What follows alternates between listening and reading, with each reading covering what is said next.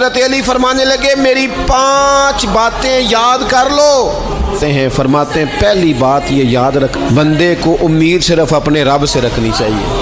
دوسری بات بیان کرتے ہیں، فرماتے ہیں اپنے گناہوں سے ڈرا کرو، اپنے گناہوں سے ڈرو۔ اور تیسرا مولا علی شیر خدا رضی اللہ تعالیٰ عنہ فرماتے ہیں اگر تم جاہل ہو نا، تمہیں پتہ نہیں، تو علم کے بارے میں سوال کرنے سے کبھی نہ شرمانا، پوچھ لینا، فائدہ ہوگا۔ اور حضرت علی شیر خدا چوتھی بات ارشاد فرماتے ہیں یہ علماء کے لیے، فرمایا اگر عالم کو کسی مسئلے کا علم نہ ہو تو غلط بات نہ بتائے بلکہ کہہ دے واللہ اعلم، اللہ بہتر جانتا ہے۔ اور 5ویں بات حضرت علی شیر خدا ارشاد فرماتے ہیں یاد رکھنا، ایمان میں صبر کی وہی حیثیت ہے جو جسم میں سر کی حیثیت ہے۔